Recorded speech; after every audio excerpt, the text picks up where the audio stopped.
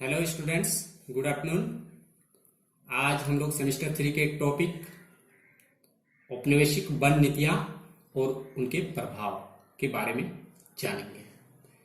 तो अंग्रेज जब आए झारखंड में, तो झारखंड तो वन्य प्रदेश रहा है प्राचीन काल से ही। तो यहाँ आके उन्होंने यहाँ के जो वन एवं उनके जो संसाधन थे उस पर अपना नियंत्रण स्थापित करने के लिए किस प्रकार की नीतियां बनाई और उन नीतियों का यहाँ के जो लोकल रेजिडेंट्स, जो वनों के निवासी थे, आदिवासी थे, उन पे क्या प्रभाव पड़ा। तो परिचय में हम लोग देखेंगे कि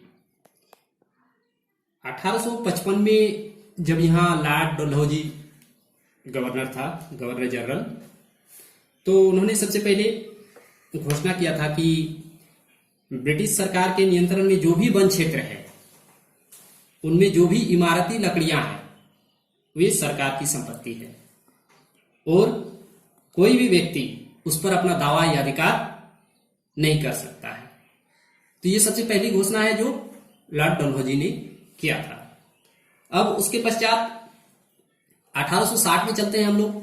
तो 1860 में जो यहाँ के वायसराय थे तत्कालीन, लॉर्ड कैनिंग, तो लॉर्ड कैनिंग ने वन विभाग की स्थापना की और इस विभाग का जो सबसे बड़ा अफसर था उसको वन महानिरीक्षक कहा गया और इसकी नियुक्ति की गई।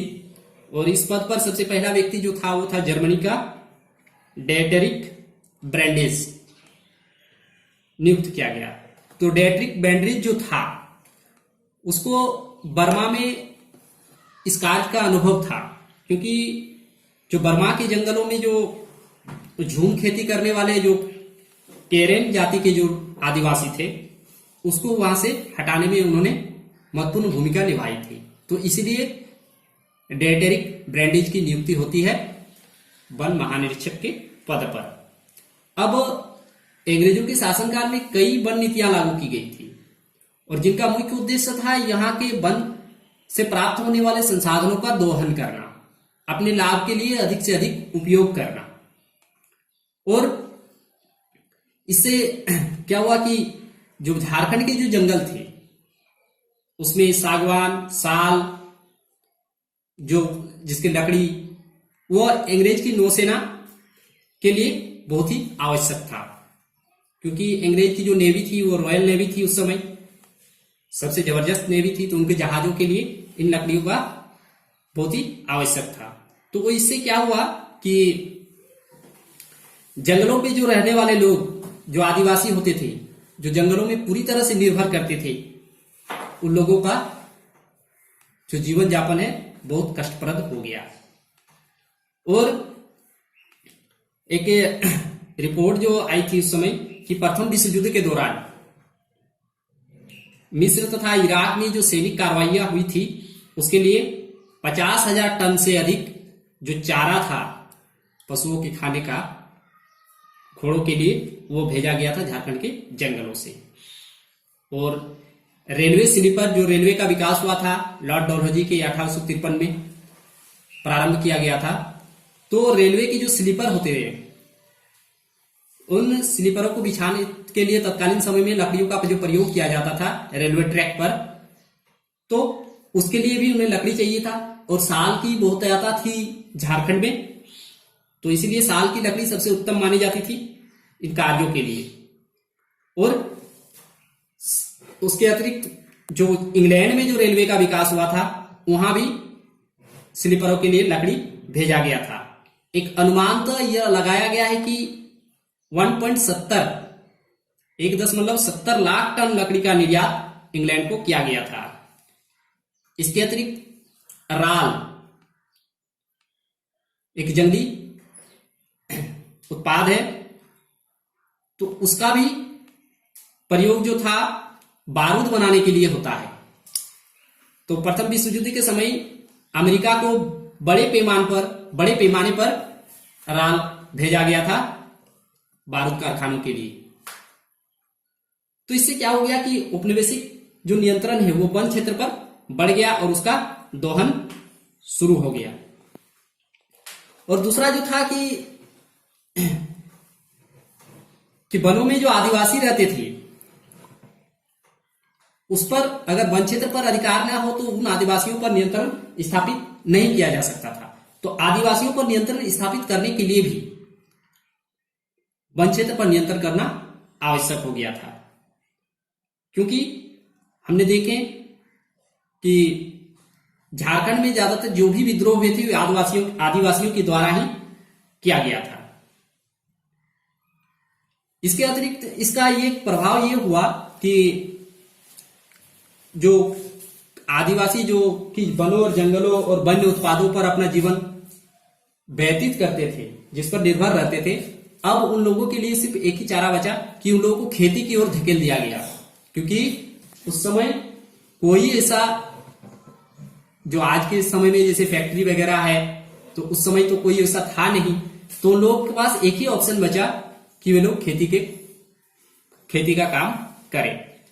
तो इससे एक चीज हुआ कि खेती का जो राजस्व है जो मिलता था अंग्रेजों को वह बढ़ा, और दूसरा वन्य क्षेत्रों पर जो नियंत्रण था वह मजबूत हुआ। अब देखते हैं प्रमुख वन अधिनियम। तो सबसे पहला वन अधिनियम जो बना था वो वन अधिनियम 1865। तो इस वन अधिनियम के द्वारा, इस अधिनियम की जो 7वीं धारा थी उसमें ये स्पष्ट उल्लेख किया गया था कि सभी प्रकार के वन जो थे झारखंड में वो सरकारी वन होंगे, और इस कानून के माध्यम से ब्रिटिश सरकार ने जो वन उत्पाद होते थे उसको नियंत्रित किया, और इस कानून के उल्लंघन पर कड़ी सजा का प्रावधान रखा गया। तो इससे क्या हुआ कि किसान और जनजातियां जो वनों पर अपना मालिकाना हक रखते थे, क्योंकि वन तो सभी के लिए थे, जहां से वो अपनी जरूरत के सामानों को पूरा करते थे, तो उससे वो वंचित हो गया। वनों की रक्षा और उसके साथ जीने की जो अधिकार आदिवासियों को था वह पूरी तरह से छीन गया। दूसरा था कि वनों का सरकारीकरण इसलिए किया गया था कि जनजातियां, खासकर जो पहाड़ी जैसे भूमिज हो गया, कोल आदि, इन लोगों को पहाड़ से उतारकर यानी कि जंगलों से निकालकर खेती की ओर इसको लगाया जाए, ताकि जो विद्रोही गतिविधि करते थे ये पहाड़िया लोग उसको नियंत्रित किया जा सके। तो इस नीति से जो है अर्थव्यवस्था को काफी प्रभावित किया था। अब वनों में प्रवेश का मतलब था कि सरकार के नजर में अपराधी होना। तो इससे क्या हुआ कि वन कानून पर उल्लंघन करने पर जनजातियों पर मुकदमे लगने लगे, और अगर गलती से भी गाय, बैल, बकरी, भैंस या जो भी पशु होते थे अगर वनों में चले गए चरने के लिए, तो उन्हें अगर वापस लाने के लिए कोई व्यक्ति गया तो उस पर भी कानून के उल्लंघन का मुकदमा दर्ज हो जाता था, और उसे कोर्ट का चक्कर लगाना पड़ता था, क्योंकि उसने वन कानून को तोड़ा था। तो इससे क्या हुआ कि वनों पर जो सरकारी नियंत्रण से आदिवासियों की जो जीवन व्यवस्था वो पूरी तरह से पलट गया, क्योंकि आदिवासी जो थे वो पूरी तरह से जंगलों पर निर्भर रहते थे, वो जंगलों से ही अपना भोजन प्राप्त करते थे। अब वो भूखमरी और गरीबी को झेलने को विवश हो गया, और क्या हुआ कि वो वन क्षेत्र को छोड़कर यानी झारखंड क्षेत्र को छोड़कर अब वो पलायन होने को मजबूर हो गए, और बहुत से आदिवासी जो थे वह पलायन की ओर अग्रसित हो गए और यहां से पलायन भी कर गए। दूसरा जो वन अधिनियम बना था वह था वन अधिनियम 1878। तो इस अधिनियम द्वारा क्या किया गया कि वनों में प्रवेश करने, वहां पशुओं के चराने या कोई कार्य करने के लिए अगर कोई वन में प्रवेश करता है तो उस पर पूरी तरह से रोक लगाई गई थी, तथा अगर कोई इस कानून का उल्लंघन करता है तो जुर्माना एवं कैद की सजा निर्धारित की गई थी। तो इस अधिनियम की धारा जो 7 थी उसके तहत जो वन क्षेत्र थे उसको 3 भागों में बांटा गया था। एक था सुरक्षित वन, इस पर सरकार का पूर्ण नियंत्रण था। सुरक्षित वन क्षेत्र जो था उस पर सरकार का पूर्ण नियंत्रण था और इसका जो उपयोग था वो आम जनता नहीं कर सकती थी और इसके प्रबंधन में भी जनता की कोई भागीदारी नहीं होती थी। दूसरा जो था वो था आरक्षित वन क्षेत्र। और आरक्षित वन क्षेत्र जो थे उसमें से सूखी लकड़ी, फल एवं कोई अन्य वस्तु अगर कोई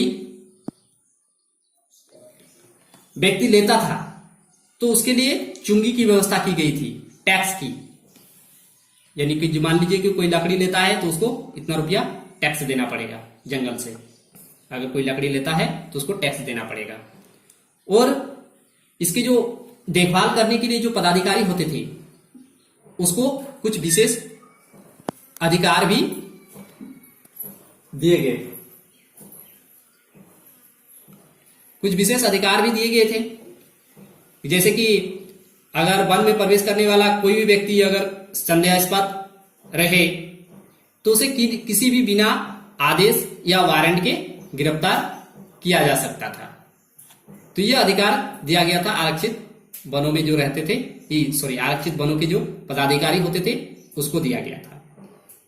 तीसरा जो वन क्षेत्र था वो था ग्रामीण वन क्षेत्र। और इसमें ये जो वन क्षेत्र था इसमें क्या होता था कि जो ग्राम प्रधान होते थे और जो ग्रामीण वन क्षेत्र होते थे उसमें ग्राम प्रधान के नियंत्रण में जो ग्रामीण लोग होते थे वो उसका उपयोग करते थे। तो इसका उद्देश्य जो उपयोग करते थे, इसका जो उद्देश्य होता था अंग्रेजों का इन वनों के नियंत्रण से, इसका उद्देश्य जो था अपनी व्यवसायिक जरूरतों को पूरा करना। क्योंकि कंपनी जो आई थी यहाँ वो मुख्यतः एक बिजनेसमैन के तौर पर ही आई थी, तो अपने व्यवसायिक जरूरतों को पूरा करने के लिए अंग्रेजों ने वन क्षेत्र पर अपना नियंत्रण स्थापित किया था। और इससे क्या हुआ कि नियंत्रण से दस्तकारों तथा किसानों के जो संबंध थे उस पर महत्वपूर्ण प्रभाव पड़ा। क्योंकि अब किसान क्या करने लगे कि जो लाख वनों से मिलता था वो लाख क्या करते थे, वो दस्तकारों को बेचते थे पहले।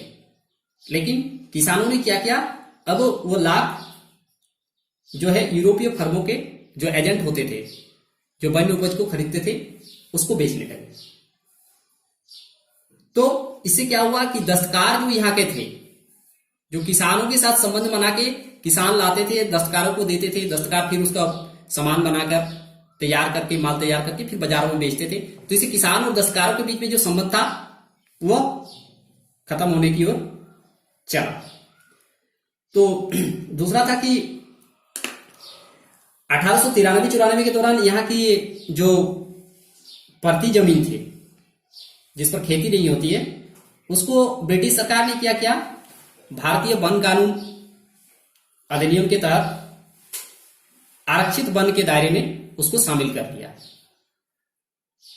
तो इससे जो पशु चरते थे जो प्रति भूमियों पर जहां खेती नहीं होती थी, तो चरागाह जो था वो भी छीन गया किसानों के लिए।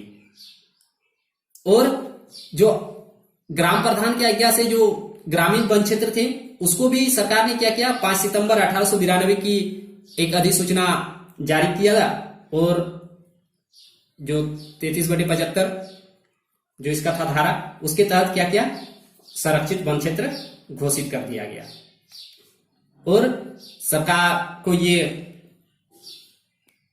रिकॉर्ड भेज दिया, यह लिखित रिकॉर्ड भेज दिया कि गांव के लिए खेती और बंजर भूमि को जो है वो पर्याप्त है। और इस प्रकार उन्होंने जो ग्रामीण वन क्षेत्र था उस पर भी 1892 में कब्जा कर लिया। तो इस प्रकार संपूर्ण जो क्षेत्र था जिसको 3 भागों में बांटा गया था वन क्षेत्र को, वो पूरी की पूरी ब्रिटिश सरकार के अंडर में चला गया।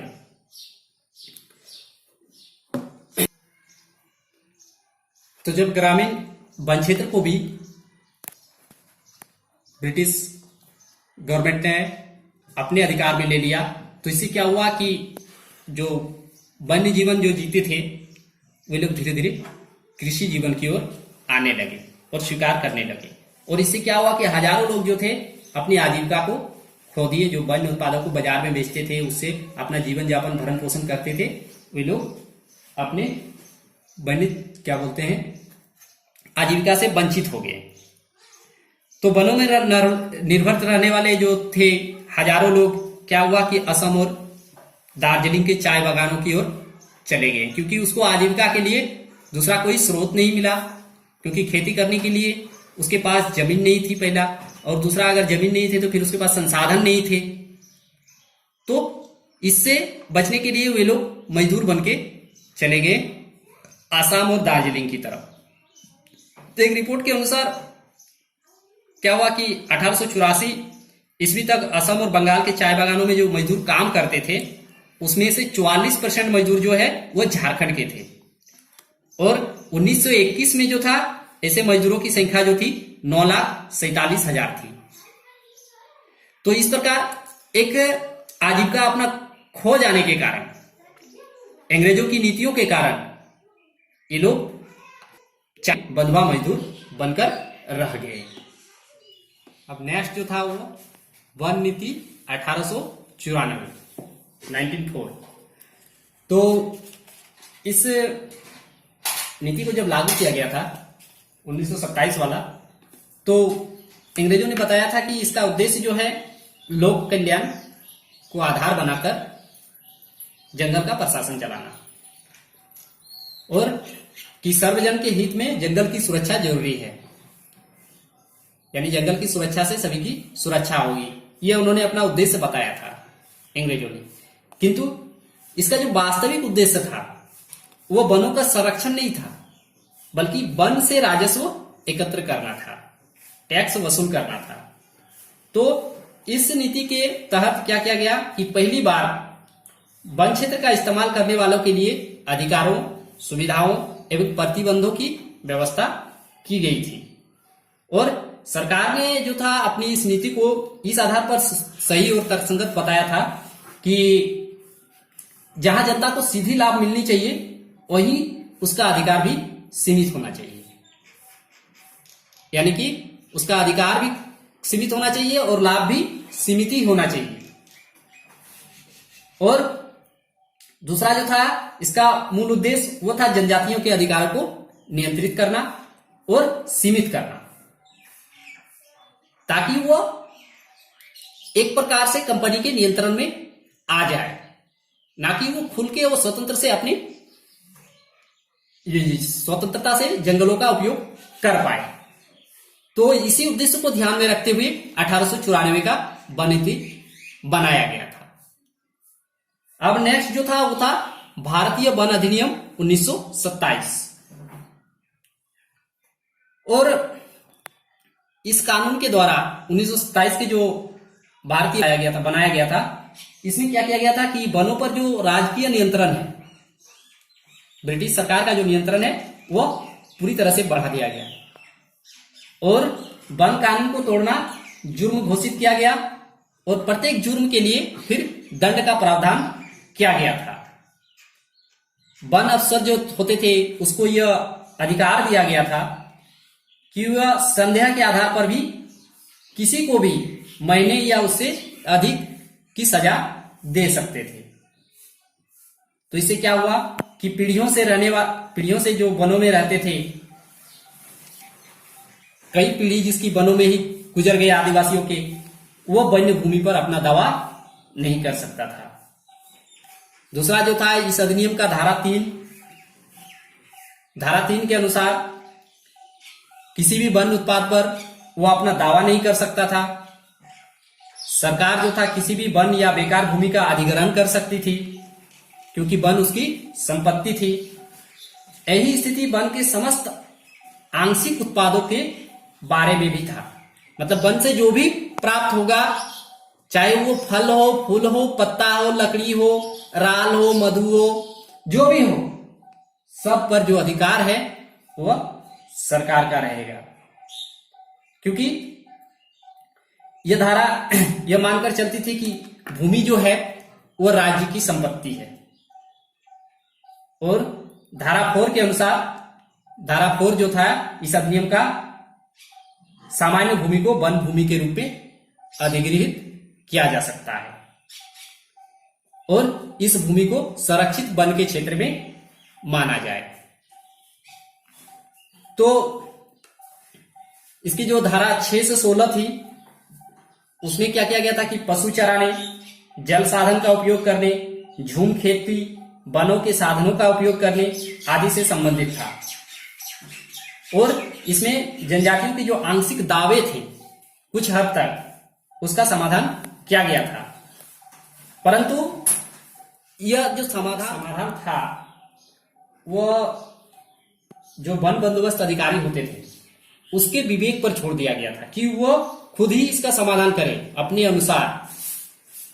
तो इससे आप समझ सकते हैं कि वो अपने अनुसार क्या समाधान करेंगे, क्योंकि जो भी वन अधिकारी होते थे वो तो अंग्रेजों के ही पिट्टे होते थे, उसी के अधिकारी होते थे।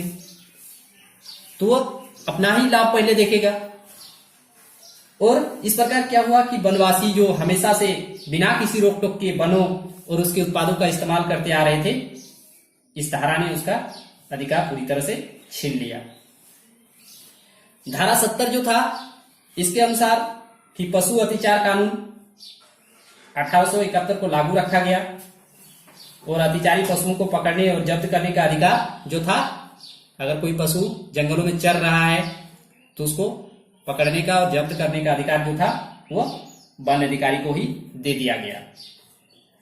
धारा 74 में कहा गया था कि कोई भी सरकारी नौकर पर कोई भी मुकदमा उसके कार्य के लिए नहीं चलाया जा सकता जो उसके सद्भावना के साथ क्या हो। अगर कोई गलत भी काम करता है, अगर कोई सरकारी अधिकारी या सरकारी नौकर गलत भी काम करता है तो उस पर मुकदमा नहीं चलेगा। लेकिन एक आदिवासी अगर उस वहां से एक लकड़ी ले आता है जंगल से, सूखी लकड़ी, तो उस पर मुकदमा चल सकता है। तो इस प्रकार उन्होंने जो है अपना वन नीति को निर्धारित किया। तो इस वन अधिनियम के खिलाफ सबसे पहले जो आंदोलन शुरू हुआ जंगल सत्याग्रह 19 जंगल सत्याग्रह जो शुरू हुआ 1927 का जो वन अधिनियम था उसका उल्लंघन के साथ प्रारंभ हो गया। इस जो वन जंगल सत्याग्रह था उसका जो नेतृत्व किया था वो किया था हरिहर महतो ने और यह सिंहभूम में प्रारंभ हुआ था। तो हरिहर महतो जो थे उसने 10 स्वयंसेवक जो थे उसके साथ एक जत्थे ने क्या किया कि 6 अगस्त को चक्रधरपुर में क्या किया, जंगल कानून का उल्लंघन किया। और इनमें से ज्यादातर जो थे वो आदिवासी ही थे। इन्होंने वृक्षों को, पेड़ों को काटना शुरू किया और जितने भी इमारती लकड़ी वाले पेड़ थे उसको जला डाले। तो यहां से जो शुरू हुआ तो ये पलामू में भी प्रारंभ हो गया और पलामू में इसका जो नेतृत्व था वह यदुवंश सहाय ने किया। और इस आंदोलन में जो थे खरवारों की भी एक प्रमुख भूमिका थी। तो इस प्रकार भारतीय वन अधिनियम 1927 के विरोध में जो था जंगल सत्याग्रह प्रारंभ हुआ। तो औपनिवेशिक जो सरकार थी वह वन नीतियों की आड़ में क्या क्या जनता की भलाई कम की और स्वयं की अधिक। जंगल काटते रहे, जनता पिसती रही और ब्रिटेन समृद्ध होता रहा। इस नीति का जो आधार था वो वन का विकास नहीं बल्कि मुनाफा एवं साम्राज्यवादी शक्तियों का विकास था। ब्रिटिश हुकूमत जो थे यहां उसी प्रकार का कहर ढाना शुरू किया जंगलों पर जिस प्रकार यहां की भूमि पर क्या था। तो इससे क्या हुआ कि यहाँ की जैसे भूमि पर अधिकार को समाप्त कर दिया, जैसे खुरकुटी पर था, भुइंहरी पर था, इस सब को जब समाप्त कर दिया था तो उसी प्रकार यहाँ के जो आदिवासियों के जो मूल अधिकार थे जंगलों पर उसको भी उन्होंने समाप्त कर दिया था। तो इसी को लेकर बिरसा मुंडा के नेतृत्व में उलगुलान भी हुआ था, विद्रोह किया गया था और बिरसा ने वनों के संरक्षित जो सीमांकन था उसके खिलाफ भी संघर्ष किया। तो इस प्रकार यहां से क्या हुआ कि आंदोलन होना प्रारंभ हो गया था धीरे धीरे करके।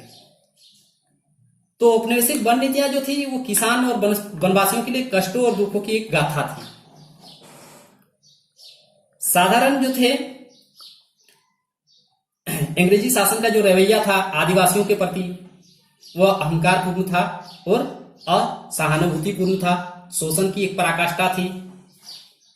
जिससे क्या हुआ कि जो वनवासी होते थे उसको रोजी रोटी के लाले पड़ने लगे। इसके लिए कई विद्रोह हुए जिसका अंग्रेजों ने कठोरता से दमन भी कर दिया। तो इससे क्या हुआ कि वनों पर जो आदिवासियों या किसानों की या जनजातियों की जो निर्भरता थी वो प्रभावित हुआ और मनुष्य और प्रकृति के बीच में जो संबंध था वो भी प्रभावित हो गया और लाभ के लिए जो बाहरी हस्तक्षेप था वनों पर वो काफी बढ़ गया।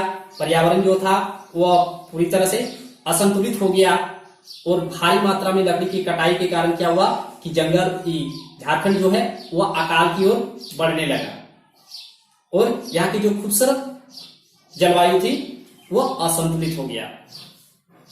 इससे क्या हुआ कि वर्षा की जो मात्रा है वो घटने लगा। यदि आज झारखंड के कई क्षेत्रों में कम वर्षा होती है तो इसका एक कारण औपनिवेशिक काल में वनों का विनाश है। एक रिपोर्ट के अनुसार 1769-70 में और 1880 में जो अकाल पड़ा था, पूरा बंगाल जब इस अकाल से प्रभावित था तो झारखंड के लोगों के पास अनाज के पर्याप्त भंडार थे और कोई भी मौत यहाँ भूख से नहीं हुई थी। तो इसका जो मुख्य कारण था यहाँ जंगलों की अधिकता थी और जंगल होने के कारण यहाँ वर्षा अच्छी होती थी और लोगों के जो जरूरतें थी वो कम थी।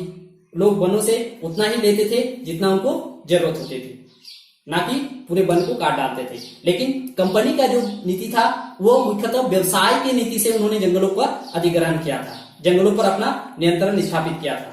अतः भारी मात्रा में लकड़ियों को काटा जाने लगा, उसके जगह पर नई वृक्ष लगाए नहीं गए, तो पूरी तरह से उन्होंने जंगलों का दोहन किया। तो जिसके कारण यहाँ आज के डेट में हम लोग यहाँ का मौसम जलवायु जो भी हो पूरी तरह से असंतुलित पाते हैं। तो इस प्रकार आज हम लोगों ने औपनिवेशिक वन नीतियां और उसके प्रभाव के बारे में जाना। आशा करता हूं ये वीडियो आप लोगों को अच्छी लगे। धन्यवाद। और घर में रहे, सेफ रहे और दूसरे को भी सेफ करे, क्योंकि ये जो महामारी यहाँ चल रहा है पूरे विश्व में, तो इससे बचने का सिर्फ एक ही तरीका है कि अपने आप को जितना हो सके घर में रखें और अपने परिवार की सुरक्षा कीजिए और अपने अड़ोस पड़ोसी को भी सुरक्षित रखिए। धन्यवाद।